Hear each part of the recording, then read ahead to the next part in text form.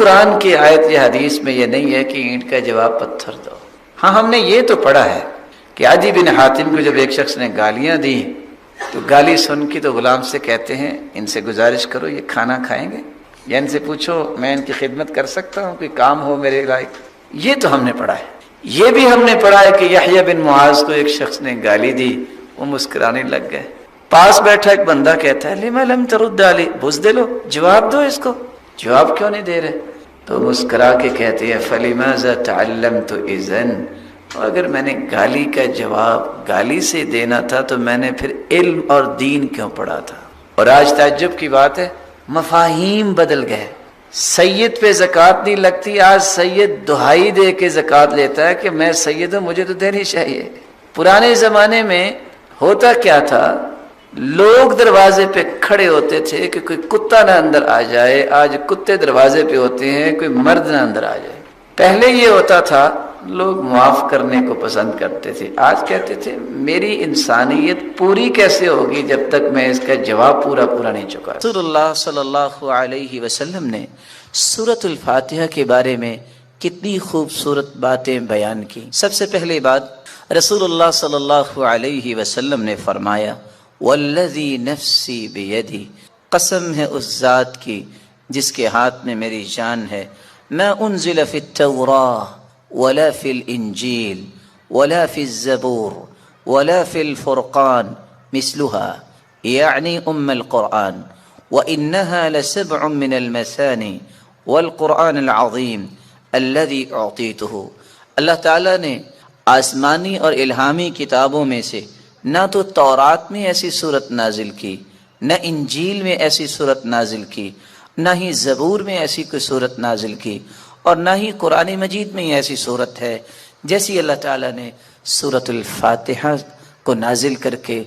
اپنی مخلوق پر انعام کیا ہے۔ یہ 7 آیتیں بار بار پڑھی جانے والی ہیں۔ یہ ام القرآن بھی ہے، قرآن مجید کی ماں کا درجہ اس کو دیا گیا، ام الکتاب بھی ہے، یہ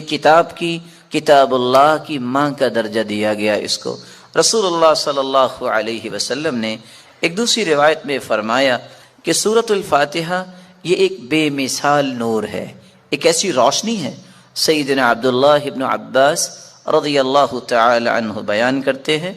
بینما جبریل قاعد عند النبی صلی اللہ علیہ وسلم سمع نقیضا من فوقه فرفع رأسه فقال، رسول اللہ صلی اللہ علیہ وسلم کے پاس جبریل امین تشریف فرما تھے، اچانک سے ایک آواز آئی۔ رسول اللہ صلی اللہ علیہ وسلم نے اپنا سر مبارک اٹھایا اور پوچھا یہ آواز کیسی ہے؟ تو جبریل امین نے جواب دیا هذا باب من السماء فتح اليوم لم يفتح قط الا اليوم، آسمان کا یہ وہ دروازہ کھلا ہے جو آج تک نہیں کھلا تھا۔ فنزل منه ملک، اور اس دروازے سے ایک فرشتہ زمین کی طرف اترا ہے۔ فقال هذا ملک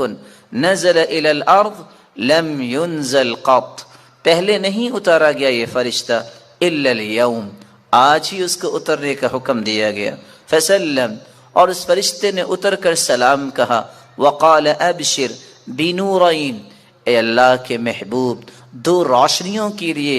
2 روشنیاں اور 2 نوروں کے ساتھ آپ کو خوشخبری دینے آیا ہوں۔ اوتیتہما لم یؤتہما نبی قط قبلک، ایسے نور جو آپ سے پہلے کسی نبی کو عطا نہیں کیے گئے۔ فاتحۃ الکتاب، ایک سورۃ الفاتحہ ہے، وخواتیم سورۃ البقرہ، اور سورۃ البقرہ کی آخری آیات ہیں۔ لن تقرأ بحرف منہما الا اعطیت، سورۃ البقرہ کی آخری آیتیں اور سورۃ الفاتحہ کا کوئی بھی حرف آپ پڑھیں تو اللہ رب العزت اس ایک حرف کے بدلے عطائیں کرتے ہیں۔ اور یہ روایت صحیح ترغیب میں موجود ہے۔ بلکہ رسول اللہ صلی اللہ علیہ وسلم نے اس سورت کی عظمت کو بیان کرتے ہوئے صحابہ کرام کو کتنی خوبصورت بات سمجھائی۔ صحیح بخاری کا وہ واقعہ کتنا مشہور ہے کہ جب صحابہ کرام بنی سلیم کے قبیلے میں پہنچے، جب پتہ چلا، ایک آنے والی عورت نے بتایا کہ ہمارے قبیلے کے سردار کو بچھو نے کاٹ لیا ہے، کیا آپ کے پاس کوئی ایسا شخص ہے جو شخص دم کر سکتا ہو؟ تو رسول اللہ صلی اللہ علیہ وسلم کے ایک صحابی جنہوں نے صرف سورۃ الفاتحہ تلاوت کی اور اس کو دم کر دیا، رسول اللہ صلی اللہ علیہ وسلم کے اس صحابی نے اس سورۃ الفاتحہ کو پڑھنے کے بعد جب دم کیا تو وہ شخص ایسی شفا کی طرف چلا گیا وَكَأَنَّمَا نُشِطَ مِنْ عِقَالٍ، جیسے کوئی گرہ باندھی ہو کھول دی جائے۔ رسول اللہ صلی اللہ علیہ وسلم کے صحابہ نے کہا جب تک اللہ کے رسول سے بات نہ ہو جائے تو یہ انہوں نے جو 30 بکریاں بطور عوض اس کے دیا ہے ہم اس وقت تک کوئی بات نہیں کریں گے۔ جب رسول اللہ صلی اللہ علیہ وسلم کو یہ بات پہنچی آپ نے فرمایا وَمَا كَانَ يُدْرِي أَنَّهَا رُقْيَ اقسموا وَاضْرِبُوا لِي بِسَهْمٍ، آپ کو پتہ نہیں اللہ تعالیٰ نے اس صورت کو شفا بنا کے، اس صورت کو دم بنا کے نازل کیا ہے۔ اور یہی بات ابن القیم رحمۃ اللہ علیہ نقل کرتے ہیں کہ میں نے کتنے سفر کیے اور جب بھی میں بیمار ہوا تو میں نے اللہ کے پیارے پیغمبر کی اس بات پہ یقین کر کے دوائی نہیں لی بلکہ سورۃ الفاتحہ پڑھتا اور میں دم کر لیتا اپنے آپ کو، اللہ رب العزت مجھے شفا یاب کر دیتے۔ سورۃ الفاتحہ یہ عظیم ترین سورت ہے۔ رسول اللہ صلی اللہ علیہ وسلم کے صحابی سیدنا ابو سعید بن معلی بیان کرتے ہیں مر بی النبی صلی اللہ علیہ وسلم وانا اصلی، اللہ کے رسول صلی اللہ علیہ وسلم میرے پاس سے گزرے، میں نماز پڑھ رہا تھا، مجھے انہوں نے آواز دی، میں نے سلام پھیرا اور سلام پھیرنے کے بعد اللہ کے رسول صلی اللہ علیہ وسلم کی خدمت اقدس میں حاضر ہوا۔ آپ نے فرمایا میں نے آپ کو آواز دی الم یقل اللہ یا ایھا الذین آمنوا استجیبوا للہ وللرسول، آپ نے اللہ کا یہ کلام نہیں سنا کہ جب اللہ اور اس کے رسول کی بات ہو تو اس بات کو فوراً مانو، لبیک کہو۔ کہا اللہ کے رسول صلی اللہ علیہ وسلم میں نماز پڑھ رہا تھا۔ پھر اللہ کے رسول صلی اللہ علیہ وسلم نے فرمایا الا اعلمک اعظم سورۃ فی القرآن قبل ان اخرج، کیا میں تمہیں قرآن مجید کی سب سے عظیم سورت نہ سکھا دوں اس سے پہلے کہ تم مسجد سے نکل جاؤ، اپنے گھر کو لوٹ جاؤ؟ میں نے کہا کیوں نہیں؟ تو رسول اللہ صلی اللہ علیہ وسلم نے جو سورت سکھائی، جو قرآن مجید کی عظیم ترین سورت ہے، وہ سورۃ الفاتحہ کی تعلیم دی۔ یہی وجہ ہے رسول اللہ صلی اللہ علیہ وسلم نے یہ فیصلہ سنا دیا، کاش اس فیصلے کو بھی امت مان لے، لا صلاۃ لمن لم یقرأ بفاتحۃ الکتاب، جو شخص نماز کے اندر سورۃ الفاتحہ نہیں پڑھتا اس کی نماز نہیں ہوتی، جیسا کہ صحیح بخاری کی روایت ہے۔ اور صحابی تو بیان کرتے ہیں عبادہ بن صامت رضی اللہ تعالی عنہ کہ فجر کی نماز ہم نے پڑھی اللہ کے رسول صلی اللہ علیہ وسلم کے پیچھے، جب رسول اللہ صلی اللہ علیہ وسلم قرآن کی تلاوت کر رہے تھے فثقلت علیہ القراءۃ، قرات آپ پہ بوجھل ہوئی، رسول اللہ صلی اللہ علیہ وسلم نے سلام پھیرا اور سوال کیا لعلکم تقرؤون خلف امامکم، کیا تم امام کے پیچھے بھی پڑھتے ہو؟ تو صحابہ کرام نے کہا جی ہاں۔ تو رسول اللہ صلی اللہ علیہ وسلم نے فرمایا لا تقرؤوا لا تفعلوا كما فی روایت اخرى، دوسری روایت کے الفاظ ہیں لا تفعلوا الا بفاتحۃ الکتاب، امام کے پیچھے کھڑے ہو کر تم صرف سورۃ الفاتحہ پڑھا کرو، فإنہ لا صلاة لمن لم یقرأ بها، کیونکہ سورۃ الفاتحہ پڑھنے کے بغیر نماز نہیں ہوتی۔ یہ ایسی خوبصورت اور ایسی مبارک صورت ہے جو اللہ اور اس کی مخلوق کے درمیان مکالمے کا ایک خوبصورت جوہر ہے، ایسا گوہر ہے انسان الحمدللہ رب العالمین کہتا ہے تو اللہ رب العزت فرماتے ہیں حمیدنی عبدی، میرے بندے نے میری حمد و توصیف بیان کی۔ جب بندہ مومن الرحمن الرحیم کہتا ہے تو اللہ رب العزت فرماتے ہیں اثنى علی عبدی، میرے بندے نے میری تعریف کی ہے۔ جب بندہ مومن یہ کہتا ہے مالک یوم الدین تو اللہ رب العزت فرماتے ہیں مجدنی عبدی، میرے بندے نے میری بزرگی بیان کی ہے۔ جب انسان بندہ مومن یہ کہتا ہے ایاک نعبد و ایاک نستعین، تو اللہ رب العزت فرماتے ہیں ھذا بینی و بین عبدی ولعبدی ما سأل، یہ میرے اور میرے بندے کے درمیان ہے، جو کچھ بھی میرا بندہ مانگے گا میں اسے عطا کروں گا۔ تو اللہ رب العزت کے ساتھ ہم کلام ہونے کا یہ خوبصورت ذریعہ ہے۔ تو آئیے اس سورت کی طرف چلتے ہیں اور اس کے معانی کو سمجھنے کی کوشش کرتے ہیں۔ بسم اللہ الرحمن الرحیم، الحمد للہ رب العالمین۔ الحمد، تمام تعریفیں، للہ، اللہ کے لیے ہیں، رب العالمین، جو تمام جہانوں کا رب ہے، الرحمن الرحیم، جو بہت مہربان ہے، الرحیم، نہایت رحم کرنے والا ہے، مالک یوم الدین، مالک ہے یوم الدین، بدلے کے دن کا، جزا کے دن کا۔ ایاک نعبد و ایاک نستعین، ایاک نعبد، ہم عبادت کرتے ہیں صرف تیری ہی، و ایاک نستعین، اور ہم مدد چاہتے ہیں صرف تیری ہی اے اللہ۔ اہدنا الصراط المستقیم، ہدایت دے ہمیں، الصراط المستقیم، سیدھے راستے کی، صراط الذین انعمت علیہم، راستہ ان کا جن پر تو نے انعام کیا، غیر المغضوب علیہم، نہ کہ ان کا راستہ جن پر غضب کیا گیا، ولا الضالین، اور نہ ان کا راستہ جو گمراہ ہوئے۔ رسول اللہ صلی اللہ علیہ وسلم کے فرامین کی روشنی میں اس سورت کی 5 باتیں ہمیں یاد رکھنی چاہیے۔ جب رسول اللہ صلی اللہ علیہ وسلم نے فرما دیا کہ سورۃ الفاتحہ کے بغیر نماز نہیں ہوتی، تو بندہ مومن کو یہ یقین کر لینا چاہیے، آپ کو 10 دلائل کوئی پیش کر دے، آپ کو 10 کو دلائل پیش کر دے، جب تک سورۃ الفاتحہ آپ نہیں پڑھ لیتے، کبھی بھی اس بات پہ اطمینان نہ کیجیے گا کہ میری نماز مکمل ہوئی ہے یا نہیں۔ مکمل اس وقت ہوگی جب سورۃ الفاتحہ کی تلاوت کی جائے گی۔ رسول اللہ صلی اللہ علیہ وسلم کے فرامین کی روشنی میں دوسرا پیغام میرے اور آپ کے لیے یہ ہے کہ یہ سورت شفا ہے، یہ سورت دم ہے، اپنے آپ کو بھی اور اپنی اولاد کو بھی دم کیا کرے، اور اس کے لیے سورۃ الفاتحہ سے بڑھ کر کوئی نسخہ کیمیا، کوئی تریاق نہیں۔ تیسرا پیغام اس سورت کا جو مجھے اور آپ کو سمجھنا ہے کہ اللہ کی تعریف اللہ کو بہت پسند ہے۔ یہی وجہ ہے عبداللہ ابن عباس رضی اللہ تعالی عنہ فرمایا کرتے تھے، الحمدللہ، ہر شکر کرنے والے کی زبان کا یہ وطیرہ ہے۔ الحمدللہ،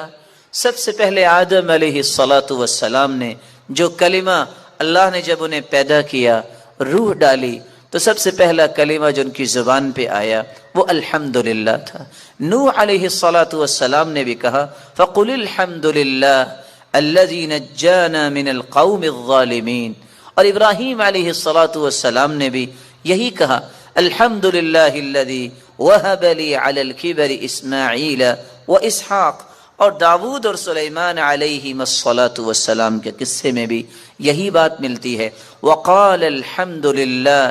الذی فضلنا علی کثیر من عباده المؤمنین، اور اللہ رب العزت نے اپنے پیغمبر سے بھی مخاطب ہو کر فرمایا وقل الحمد للہ الذی لم يتخذ ولدا،